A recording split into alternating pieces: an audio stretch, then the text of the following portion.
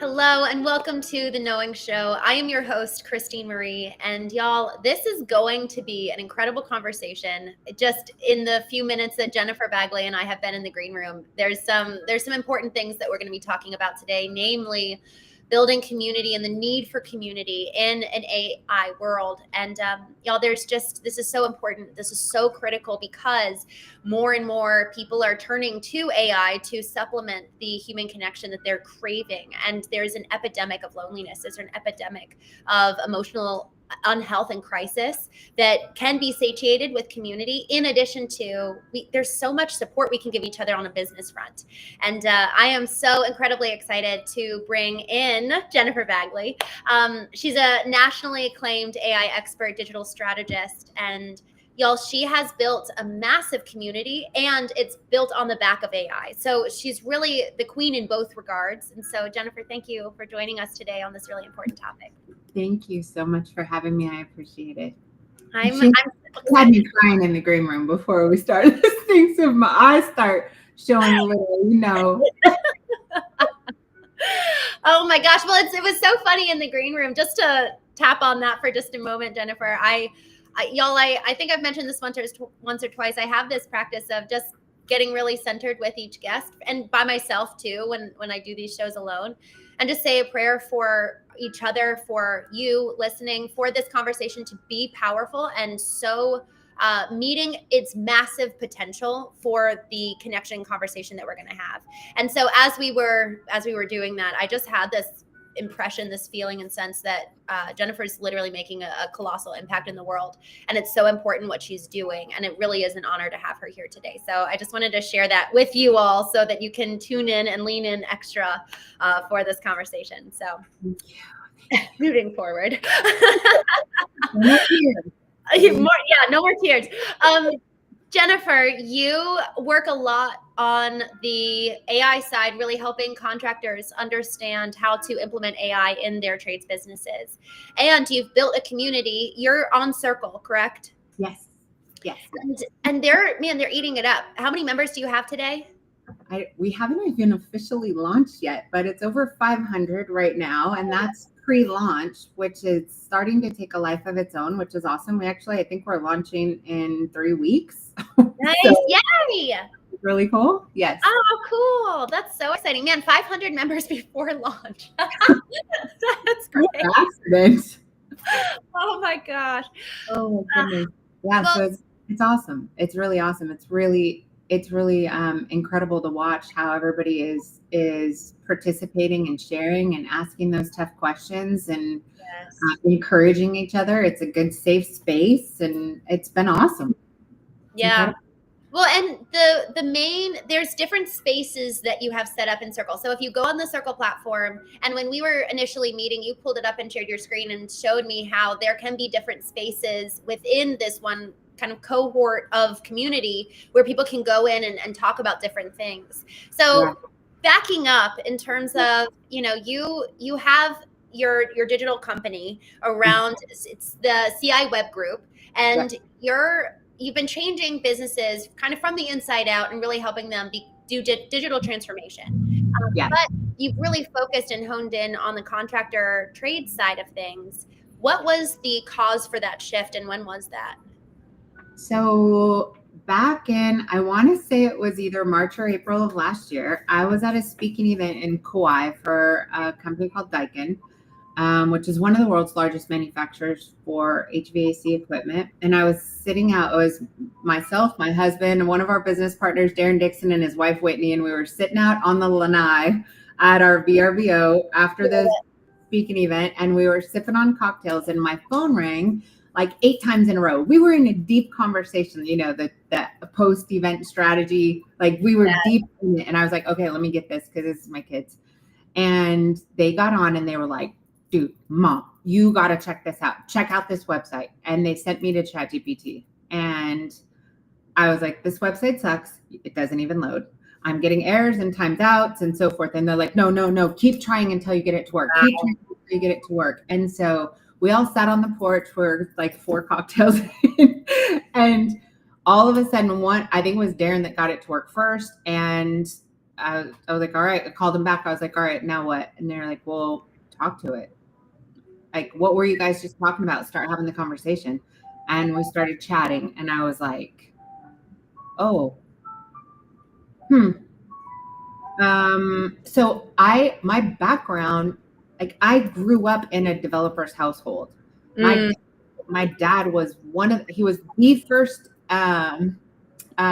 developer that developed a 2D video game. If you look up Kevin Bagley on Wikipedia, like, he was way advanced, way ahead of his time. I grew up in a coder's house. My cousins are coders. My nephew, they're all heavy developers. Most of my cousins were developing code like in the garage with my dad, but before they could go to elementary school. They were crazy. And so when I saw this, I called my dad and I was like, you need to check this out. And this was before he passed. And this was a very, I don't know, one of those moments where you're like, this is going to change the world, and it's going to change it fast. Like, this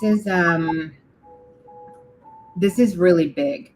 Like, thinking about how all AI worked, it's not like AI didn't exist before that, because we've used AI in data pipelines and building, and our developers have used it previously, but it's more like working in cursor in code. And so when you think about having the masses have the ability to leverage AI from a conversational standpoint, from a agentic standpoint, super agent, and then like now a model control protocol, like, this is going to change everything. Everything is going to change.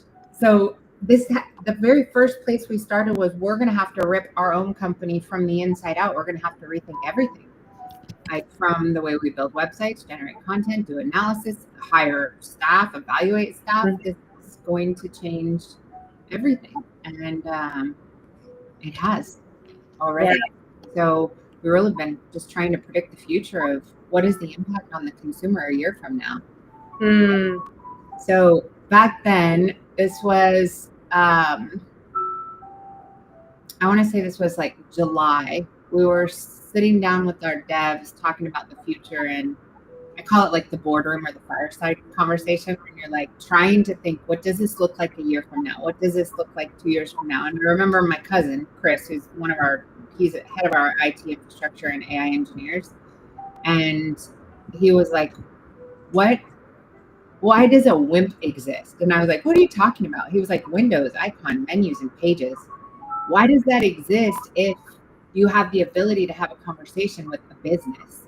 No different than, like, why would someone clickety click to this device and ask it whatever you want? As long as it's well trained, it can answer your questions, it can schedule, it can book, it can do everything. And he was like, websites are not going to exist 3 years from now. And I was like, well, we build websites. What's our business? Hang on a minute. Let me sit in that pocket for a minute. And it just spiraled into like, marketing in the same environment is not going to exist.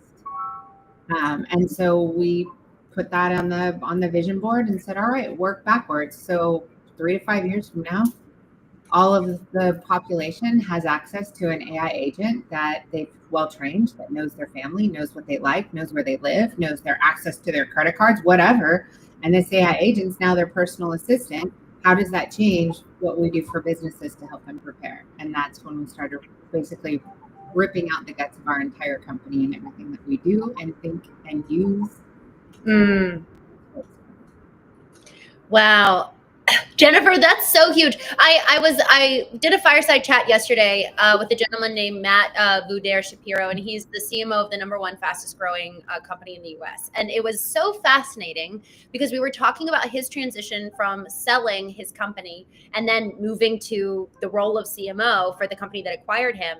And so much of what he was saying was effectively not being married to any part of your business. Not being married to the product, not being married to the sales process, not being married to the way that you iterate among your team.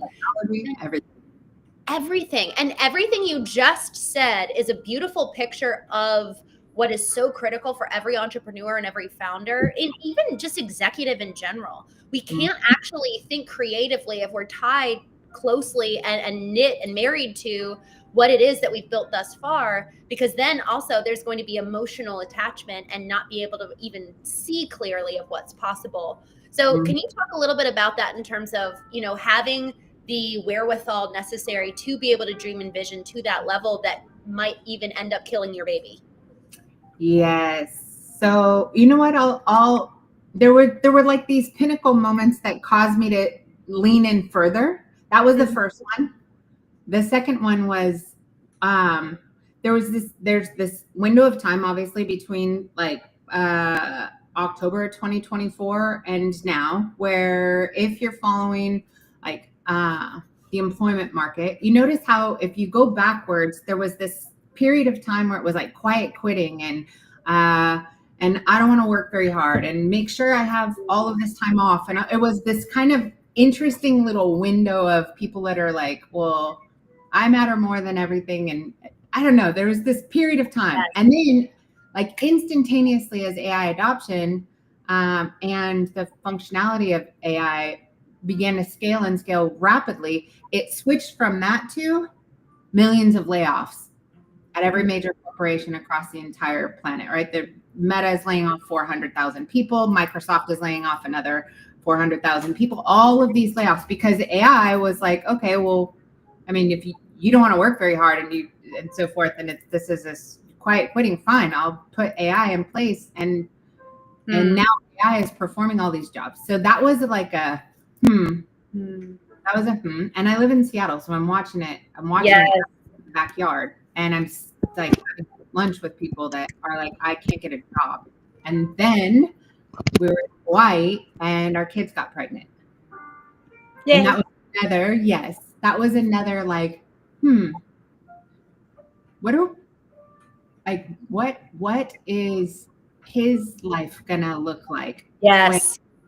And then it changed again. And then it made me like rip my insides out and go, this little baby, my only grandbaby, is about to come into this world, which he's here now as of Sunday. So what does this life look like? Like what the heck is going on in the school systems and with the education system? And what's my responsibility with this little man? What am I supposed to teach him to make sure he has a viable way to make a living and have a career and so forth in an environment where we are going to have robots walking the streets? We are going to have robots cleaning our house. We're going to have robots installing air conditioning systems. I mean, that is inevitable. Right. We're going to get there, even in the roofing industry. Like they're having to deal with employee issues. They're having to deal with the fact that robots now can install shingles. Like they can mow lawns. We're vacuuming the house every day. So just when these are our family conversations, this is what happens when we sit and play card games and we're talking. Yes. I love it. So, you know, those kind of moments are what allows me to look internally at our business and really rethink everything and go back to our team and go, I don't want you to think about how it's always been done. I don't want you to think about how you do it. If you had the ability to perfect it and do things entirely different, if money wasn't an issue, if time wasn't an issue, if you had the ability to create the perfect set of agentic agents that allowed you to do what you always knew you should, but didn't have the money, time, bandwidth, or resources to get done, then what it would look like. Tell me that. And it got to the point where even within our own organization, we had people on our team that had one foot in and one foot out, right? Like, well, I kind of get it, but I think maybe it's going to be 10 years from now. And I'm like, I do not think so. But tell me when you bring your other foot in, because I need you in this space, right? And you see people with 2 feet out that are like, you're crazy. This isn't going to happen. This is a fad. It's a pipe dream. They're no longer here. Yeah. And then you had the ones that were like, all right, I trust you. I know I can't see it. I know I can't touch it. I know it's not here yet, but this makes sense. I'm in. I'm going to learn. And they started having to rethink everything, and where they would have done something manually, now they're like, well, I can build a sequence of 20 AI agents that can now take this off my plate so I can focus on something that requires a brain, requires human connection, requires me to think about what we're doing. Because we have pretty much automated, I would say 90% of inefficiencies, redundant tasks, lever pulling tasks, anything really strategic that we have trained the AI to be able to do, if things are in place. So now the only humans that are in our team, like if you're here, you better be really good at building relationships, really good at providing exceptional service, and really good at training and managing AI and making it better, which is no different than training people, but you get consistent results.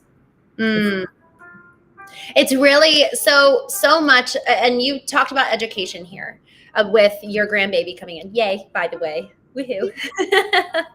I was talking yesterday with someone about this very thing of how AI is effectively forcing the education system to change. You know, our curriculum for grades under 12 was formed by the Rockefeller family, and it was very much so trained to train industry laborers, you know, factory workers.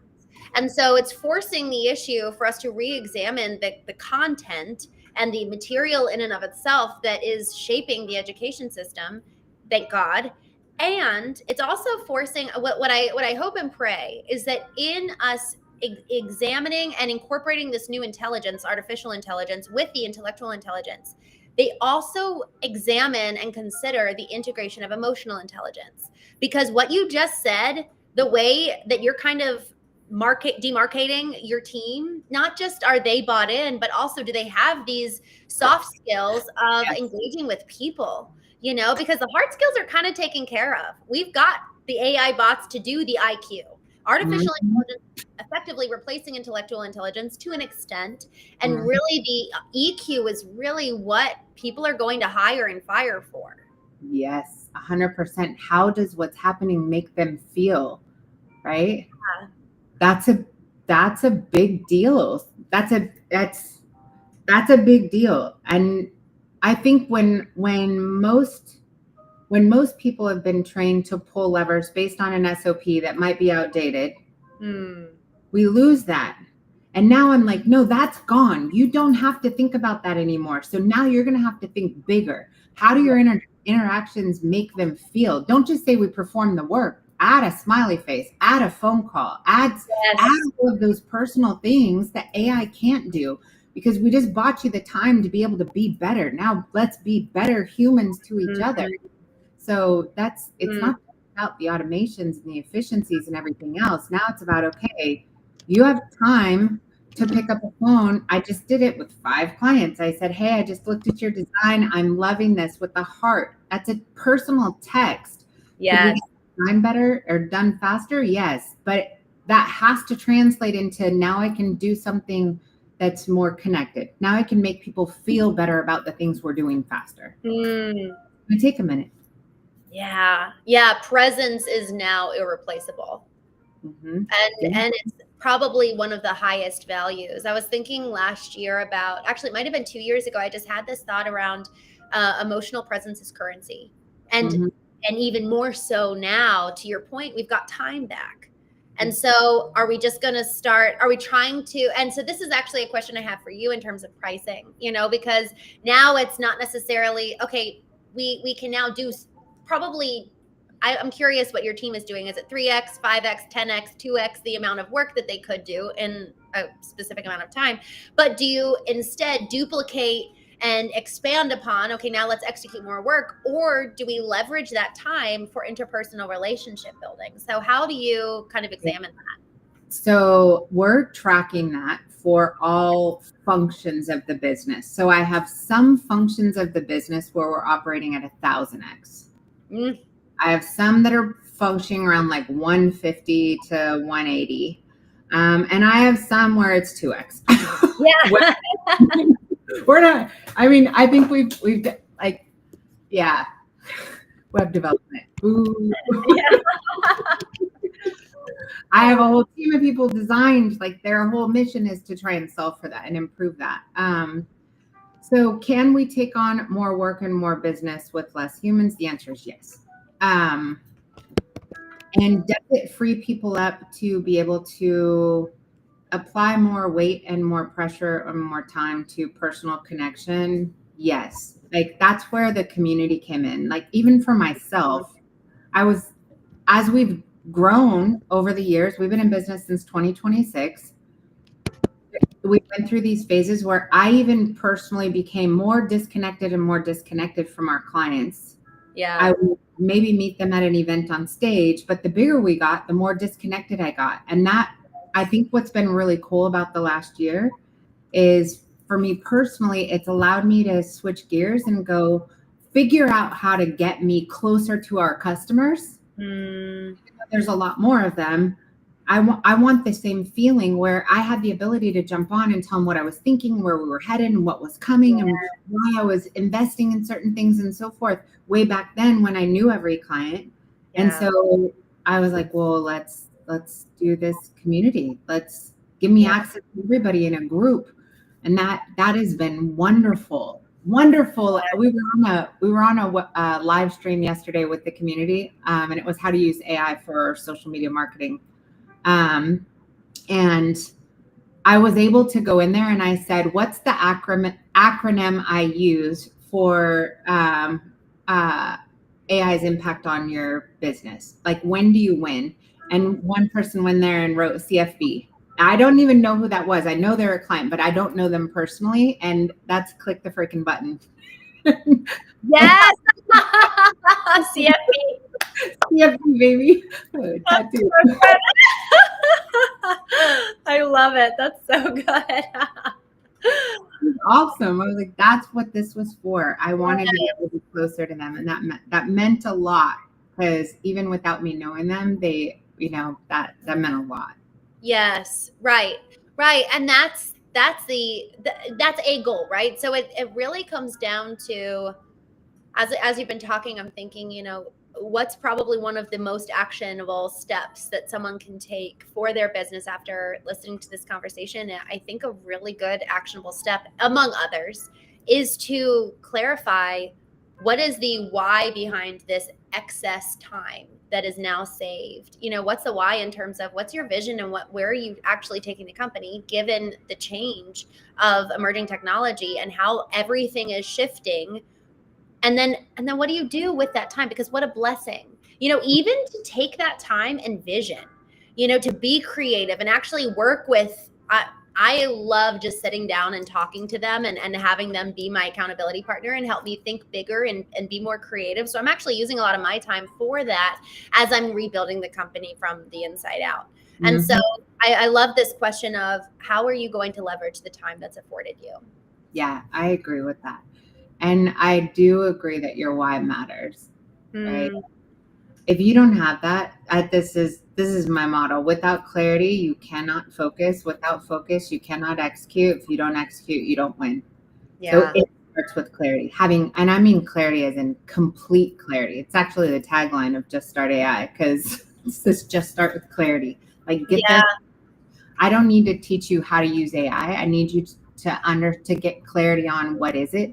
Why do you need it? How does it benefit you? What is the purpose? Yes. And what are you going to do once it's implemented? Like, this is, I think a lot of people think AI is ChatGPT. And I'm like, okay, it's a lot bigger than ChatGPT. ChatGPT to me is like Alexa. Yes. Not really a cool little device. Yes, right. But they've got to have the why. And then they have to be willing to think differently. This gives you the ability to have rapid application and perfect over time, which means if you're going to freak out because it's not perfect, don't do it. Stop it. Just go back to manual. Go back to slow, because you have to be able to implement and learn very, very fast. And so not everybody's cut out for that. They tend to have a panic attack if something's not perfect. Like, that's what AI is. It's rapid application and learning and retraining and learning and retraining. It's whoever implements the fastest and refines the fastest wins. And what I really loved as you were sharing your story about kind of those moments of realizing and moments of pivots throughout the last 18 months. I love that your response, you audibly said, And I love that it's like, oh, wow, look at a dear friend of mine. He said, effectively, this whole rise of AI is like everyone standing at the foot of Pompeii. And like, they just have no idea how massive, how big this is. And, I just think that your ability to analyze it with just curiosity and kind of an openness allows for creativity to flow. Because the second our fight, flight, freeze, or fawn activates and our nervous system gets scared, we shut down, our survival instincts kick in, and then we lose access to the rest of our, who is it? David Goggins says that, when that happens, we lose access to the remaining 60% of our brain capacity to think. Our nervous system kicks in at 40%. So we've got this whole other category of access to create a solution if we can be curious and open to what we're seeing. Yeah, you are 1,000% right. It's even required me to eliminate the naysayers, eliminate those who are not creative from my space. I've had to block people that I'm friends with in the industry or competitors or whatnot that are constantly arguing whether it's coming and why we're doing it and what works and what doesn't work. And I just have to full on tunnel vision, get out of my way. I'm gonna need you to move. Yes. Delete. I'll come back later, but right now I don't need to see you. I don't have time to argue with you about where AI is going. How I don't either. I'm surrounding myself with those who are curious and testing and can attempt to see the future with us, or I gotta go. I can't, because we have to sit in this space. I have to learn things that give me an enormous migraine. Yes. So complicated. Right. So complicated right now that are not comfortable to try and learn. Yeah. Our newest venture has been this MCP environment, which we have built. So think about this. Anthropic came out in November 24th of last year, and they pitched this concept of MCP, this model context protocol, which is the first standardization of any kind of language ever. It didn't even happen with code or APIs or anything like that, right? This first standardization, that was when they pitched it. And my husband and I were sitting here at 4 a.m, listening to AI YouTube videos, trying to learn. And this thing came out and we were like, this is really interesting. So we called our dev, who of course at 4 a.m, that's when their best coding happens. We were like, I love it. Chris, help me understand this. To me, what I saw was, this is the blockchain of AI. Yes. The general ledger, this is the blockchain of AI. This seems really big. And so we hired another person and we put them on it. You're going to learn MCP and we're going to be first. So 2 months ago, we saw the first working model of MCP and we just launched ours last week. Congratulations. Thank you. Wow. I don't know. Are you a gamer? Have you ever played video games? I have played video games. My siblings, I'm ashamed to admit that I can't keep up with them, but I will play zombies at Christmas, that one time a year. Okay. So for all you gamers out there, there is a mode that's called God mode in a game. And MCP is effectively God mode for your business. It's a centralized, we had to rebuild our own CRM platform. We had to build our own server network, long-term memory, short-term memory, RAG memory, which is a retrieval augmentation system. So we had to rebuild this infrastructure and then connect all these data pipelines. So these pipelines allow us to use the MCP to connect to everything from analytics to Webflow to all of our tools and systems, third-party systems, data, competitors, the web, every LLM platform that's out there, right? And you have the ability to communicate with the system and train it to notify you of anything cross technology. So it has the ability to say, I want you to notify me if every client that's traffic or impressions, traffic have increased, but call volume hasn't. Tell me when that happens. I want to know real time. I want to know every meeting that happened within the last and every Slack conversation that happened with all 1,000 clients. And I want you to break down every conversation for the last 7 days by sentiment, positive, neutral, and negative. And then break it down by account executive. And now I can prompt that at the end of every night at 7 p.m. while I'm in fantasy basketball right now. So while I'm trying to not get my butt kicked and have to do bad consequences, but I'm cheering for Steph last night. And Steph Curry had a really good game last night. But I can do that and I have full visibility to everything that's happening. Yeah. But what it's taking me to understand all of the logic, and get it to go. If I had unlimited access to information, what do I need? Right. My brain hurts every night. Yeah. No kidding. It's an interesting environment. Like, it's not going to think for you. You still have to think way outside of everything you've ever done. And then I've got to get everybody else to think like that too, instead of their weekly report. Yeah. Jennifer, so we initially said we were going to talk about community, and I'm like, we'll see if we get there. We'll see if we get there. But this question does kind of tie into it a little bit. You know, you say that you and your husband at 4 a.m. are watching AI videos on YouTube. And you said your dinner conversations with your kids, you guys are playing cards, talking about the future of the world. How did you find someone that aligned with you to be able to ensure that in your marriage, you guys are actually co-conspirators in the emerging technology, in just in interests, right? I can think of so many men and women watching this who are like, man, but my husband or my wife would never be that interested in anything that I am. So can you talk to me a little bit, not just how you found your husband, obviously that's wonderful, but how you guys cultivated this life where you guys have this shared overlap? Was it from the beginning? Was it something you guys had to work towards? By design. My life is by design. I'm very, very, very intentional. Very intentional. So yes, my husband works in the business as well. He's right upstairs in a meeting right now. Both of my son works in our company. His wife works in our company. His best friend works in our company.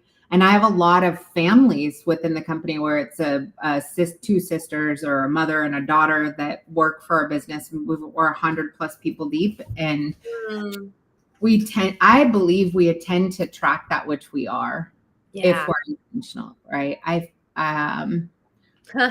So that's good. We attract that. What you attract, you might want to change who you are.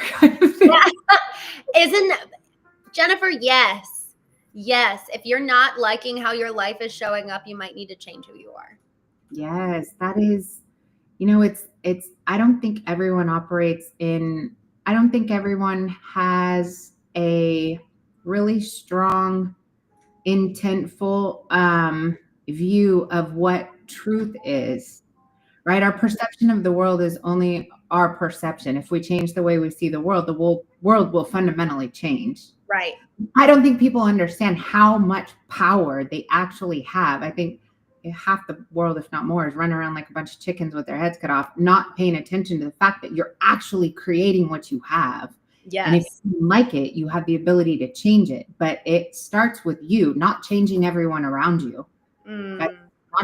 That's not how it works. This is, well, without getting too far into it, but no, we're a bunch of magnets.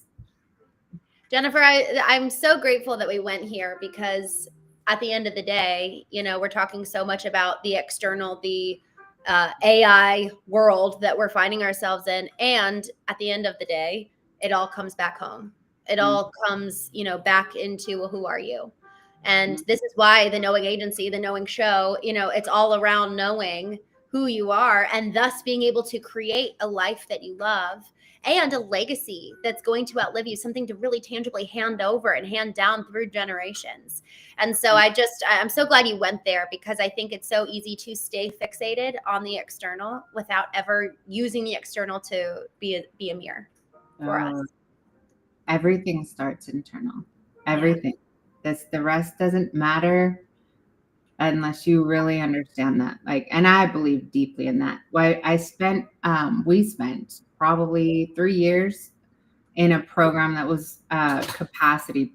It was just called capacity. And it was really, really understanding yourself, in the why, and everything you think and everything you do. It's something as simple as why do you say I love you? Because you want the response back? Do you have the ability to put into somebody else's cup without expecting anything back? Because that's here.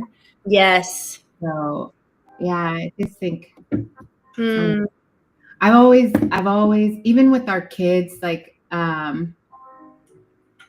that dinner room table means a lot.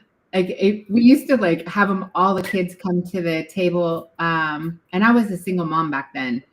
But I would have all the boys would be over and they'd want to get into a conversation about politics. This is totally off topic. I never talk about politics, but I used to sit at the table and they would tell me their view and I'd go, why? Why do you think that? And then why? Yeah. Why do you think that? And why? Why do you think that? And I would have a mom call and be like, why are you trying to make my kid think something different? I was like, look, my kid doesn't even know what I believe because I don't train my kids what to think. I train them how to think. Yes. I do not impression my views on them. I just want them to understand why. Why did they think that? And most of the time it was because my grandma does or because my mom does. I was like, that's not enough. I don't like that answer. I want to know why you think that. Yes. And you know, it's so funny, Jennifer, you said at the very beginning in the green room, you know, the assertive, aggressive nature that you have, which maybe if you were a man, it would be called direct. For whatever reason, it's deemed aggressive. And I think that there's something to, again, David Goggins, he said, I would rather have someone walk away from me not liking me, but being forced to square off with the truth and square off with the person in the mirror. And he's willing to sacrifice the being liked aspect. And here's the thing, if like knows like, so in reality, if that person is open and wanting to change, they're actually going to be drawn and attracted to you. It's not that we repel everybody because we speak the truth. That's not ideal. It's the truth and love, which is so that dynamic, man, maybe never sacrifice grace for the speaking of truth. So this whole concept of being willing to speak the truth, asking why, it is going to ruffle feathers and raise hackles because people don't like digging that deep to uncover that which they fear. Yeah, I see it all. I see it all day long. I see so many responses that I can read into it. And I'm like, that's just literally fear and ignorance combined together, which is not a good look. Not a good look. Which it's okay not to know. I'm on calls all the time with new clients or prospects. And I'm like, they're like, well, what about blank? I have no clue. No clue. Haven't tried it yet. Don't know. That hasn't happened yet. But I promise you we'll be first to figure it out. Yeah. Yeah. Like, I don't claim to know everything. I claim to practice and try a lot and and then make my decisions. So good. Which is life is a big petri dish. But I also believe in like the hot stove technique, surrounding myself by people significantly smarter than I, so I don't have to go touch that hot stove over and over again. Yes, right. I love it. I think that we inevitably started talking about community just by this discussion. And the question is, you know, are you surrounding yourself with people who are like you today or people who are tomorrow, where you want to be tomorrow? People who are aware of the truth and willing to look in the mirror and square off with what they see rather than hide behind the combination of fear and ignorance. And to your point earlier, you were talking effectively about, you know, when people don't know how to think for themselves, and by way of, you didn't say that to that extent, but it's, well, my grandma or my mom thinks that. If we are so dependent on others' opinions, preferences, expectations, and also dependent on AEO, answer engine optimization, telling us what to think and what's true without ever doing it ourselves. You know, it can be external in any regard, whether it's technology or a person that we're dependent on for not actually forming our own beliefs, because ultimately that's going to drive our behavior. So with that, and just to kind of end, you know, head towards the ending, you know, how would you encourage people at the intersection of this desperate need for community and AI? How would you encourage people to assume radical responsibility, to understand who they are, understand their vision and what they want, and then proceed outward to engage with others, engage with this technology? Ooh. I would say, first off, join juststartai.io. Join, it's free. It doesn't cost anything. And that the people that are in there are really freaking incredible. I am taking somebody who's like, all I've done is, I'm not techie. All I do is install air conditioners. And I'm like, yeah, you said that 6 months ago. And now I saw you just build a little AI agent that just effectively changed all your descriptions inside your Service Titan account. So yeah, I'm watching this evolution of these companies, these owners, these business owners, like I just had a call this morning, and he was like, I'm not techie. And I said, okay, well, I have 1 year to turn you into a technology and marketing company who happens to sell plumbing. He was like, I was like, this will be that move. What's all you That means you're curious and open. I love it. That's all I want. Yeah. Just be curious for a minute. And I think everyone needs to be very cautious and intentional of challenging who they seek information from. Like, be more intentional about where you get your insights and information from whom, how transparent are they? Like, are they willing to sit down and show you behind the scenes and open up the database, or are they just talking with a PowerPoint? Like, get over the superficial stuff. Superficial stuff, I think, is over. I think you need to surround yourself with people that are very, very transparent, very, like, when I say truthful, I mean like gravity. Like, I jump off building, I hit ground, I might die. Yes. Right. The real version of that. Yeah. And you gotta be okay with, right now, a lot of I don't knows. Let's try. Let's try. I don't know. Let's try. And if you can surround yourself with those and people that challenge you, like, I got on a call with a partner of mine, a company called Unpack AI. He called me on, I think it was Monday or Tuesday, and he was like, all right, so you guys are doing something good. I'm going to show you what you're doing good.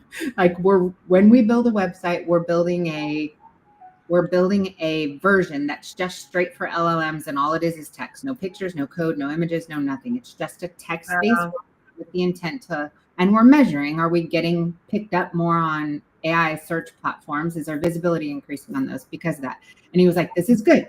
And he's showing me a file I haven't even seen before. He was like, this is what you're doing. I'm like, can I have that link? I haven't seen that. He also was like, here's the problem. As an AI agent comes in and is trying to book, you don't have anything in here that allows for an AI agent to an AI agent to actually convert. And I was like, oh, how do I do that? Yeah, right. That's good. That's so good. You got to find people that are a heck of a lot smarter than you, that will challenge you and push you to do a lot of times what you already know you should, but you're not. Yeah. And then the things you don't even know you don't know. And if you get that network around you, like, that's gold. Like, I don't know. I want someone around me to be like, you don't even know you don't know. I'm going to help you know. Okay, listen. Yeah, I'm going to help you know. I love that. So good. Jennifer, thank you so much. Man, I love this conversation. I'm so excited. I know that we're going to have you on the Craft and Calling podcast here in the next couple of weeks. And I'm just, you gave so much wisdom and lived wisdom, to your point about truth and the gravitational pull. It's like you've done the work and you know.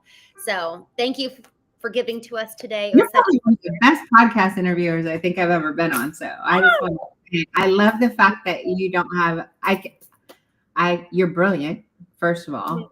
And I love the fact that you address the human connection, the community connection, the technology connection, and the business all in one, because I don't think they operate independently of each other. So yes. Yeah. Thank you. I appreciate that. I'm so excited for part 2 in the next couple of weeks. And I